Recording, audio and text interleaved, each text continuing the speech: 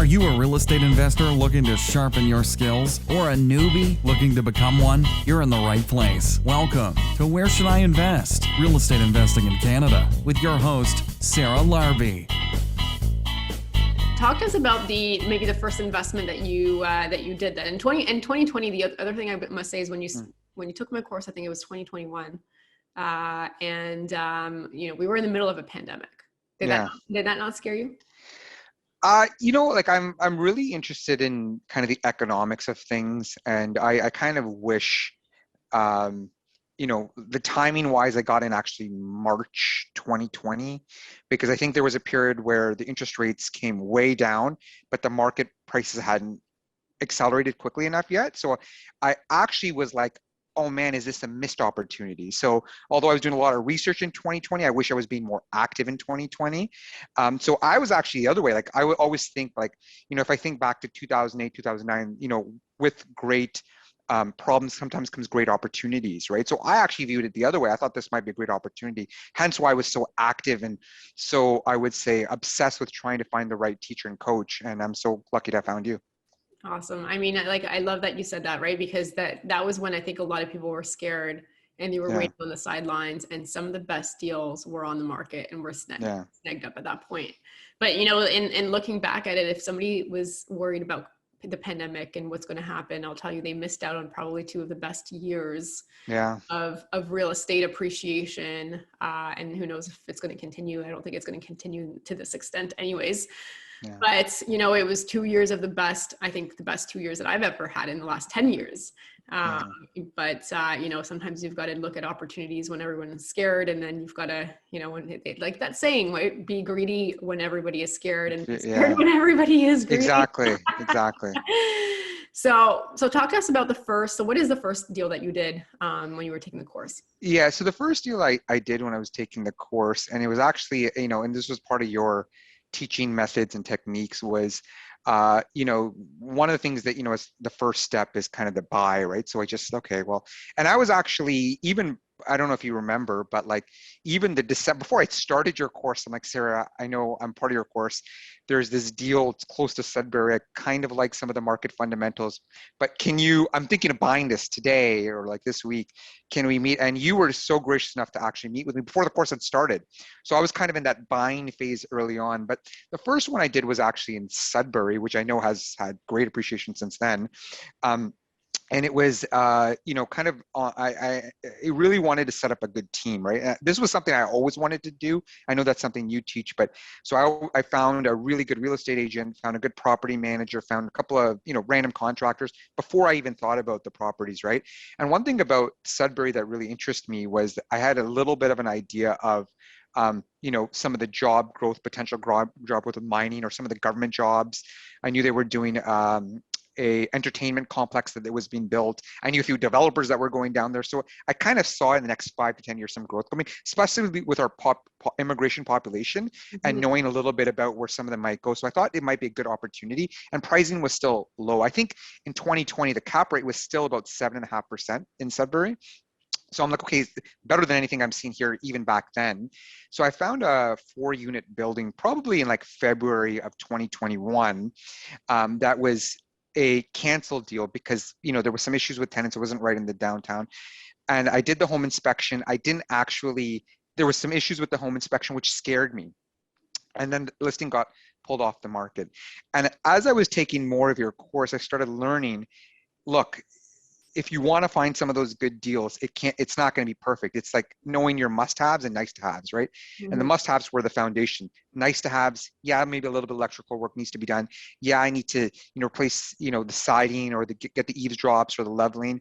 It's not perfect, but is some of the must-haves good? So I actually, as I was going into your course, I found that was a canceled and expired listing, contacted my agent, and even though it was off the market, it was about to come back on the market, and negotiated a pretty good deal, probably in the kind of June, July of 2021. Okay, very cool. So you ended up purchasing it then in June, July? About June, July timeframe, yeah. Okay. All right, that's awesome. And I like that you mentioned some of the market fundamentals, right? I mean, look Yeah. at like the immigration and what's happening in Sudbury and the jobs and the development and all of that stuff. So that's cool. So that was your first deal. So do you mind sharing like maybe the numbers, like how much you ended up buying it Yeah, for? no problem. So I got it for about 368. At the time, the cap rate, and everyone has a slightly different formula for the cap rate, was about just over 7%. So, the challenge with the property was the tenants, right? That was the big challenge with the property. But my view was, even at current state, and I got all the numbers from the previous year, that I'm still cash flowing at 7% cap rate, which you're not really getting in Southern Ontario. Maybe you will, but very difficult. So I'm like, even if I can't get the tenants out, I'm still okay, right? And so it was about a 7% cash rate. I think I was cash flow 400 and change, 500 and change per month anyways, which was pretty good after the property manager and after all that. So I was able to turn one of the units up by 40% in rent with the market rents appreciation. And I'm actually on that same property. I'm trying to look for cash for keys opportunities, or looking for opportunities to kind of incentivize them in other ways to move on, because I think it's going to go from a 7% cap rate closer to 11 to 12%, which is very good. So more cash flow, and obviously like these types of projects, they take time, right? Because you can't just expect everyone's going to take cash for keys necessarily. Like, maybe you'll have to massage it in over a lot in the next few years. And you always have to look at a property saying, if you take those tenants on, they might be there for a long, long time. Yeah. What does that look like? But I think even just from like what happened to that property in the last 2 years with, the mortgage pay down and the appreciation, like, did you end up doing a refi on it? No, I'm waiting until I get 3 of the tenants, because it's about doubled in value almost since when I bought it, close to doubled, right? Because duplexes in Sudbury are going for just over 5 now, and this is a 4-plex. Yeah. But at 11% cap rate, even at 5%, I could easily get 6s or 7s, and I bought it for 378. So I'm waiting for, which I'm over the next couple months, to kind of get 2 or 3 more of the rents up, and then I'll refi it, because I'll be able to take a larger chunk. So let's just call it, for even numbers, 300 grand in 2 years. Yeah. So how long would it take you to work? I know. How many hours would it take you to get that? I know, a long, long time, right? So it's amazing. It's a life-changing understanding. Going on this journey is, like, for people that are new, it's really a life-changing experience. Yeah, absolutely. I mean, it's kind of like what they don't want you to know. They don't want you to know this. The banks don't want you to know this. Schools don't want you to know this. They want you to be employees and, and work for 30 years and invest in RSPs. And, when you're 65, you get a little money from your RSPs that, of course, is taxed because the government wants their portion of it as well. So let's talk about the next property, because you've done a few in that 1 year mark that you were taking the course, which is. Yeah. So the next one was Peterborough. So in Peterborough, I did a duplex. The idea was to do a duplex conversion. So one of the things that I also learned in Sarah's course was that bungalows are typically pretty good. Not all the time. I mean, you have to look at certain things like ceiling height and all that, but they're typically good candidates for what I would call a duplex conversion. But I was able to get around the same time, like summer of last year, I was able to get a bungalow for about $483 last year. And one of the reasons why I picked Peterborough, other than why Sarah recommended it, was just looking at the fundamentals: low vacancy rates, job growth was pretty okay. They had the universities there, so I really like the market fundamentals. And I've started noticing a trend, because what I would do is I would just look at how much, before I even bought the property, how much are upstairs and upstairs going for 2 or 3 bedrooms.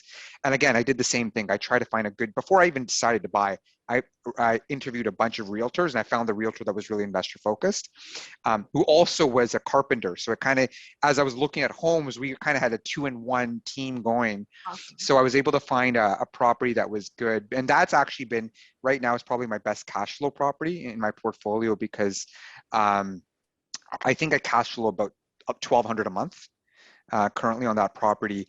And it was really because I was able to do I managed the renovations myself in terms of finding a contractor and some of the other subcontractors.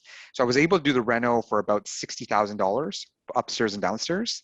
And I'm getting about 2,300 upstairs and 1,700 downstairs. So it's been a great opportunity and great experience for me. And did you refinance that one? No, that one I'm doing this month. Okay. All right. And what are you estimating you'll likely get as a refi number? On the low end, just under 7, maybe. Okay. Just under 7. They're going for bungalows of the same size are going for 820, 830. But I always put $100,000 a little bit low on the refi, just because refi and market a little bit. So I'm just saying under 7, but it's fantastic, right? Like 483, put in 50, and I'm getting about 700,000. Those are great numbers for me. Thanks so much for listening to Where Should I Invest with your host, Sarah Larbi. Make sure to listen in next time. We'll catch you on the next episode of Where Should I Invest?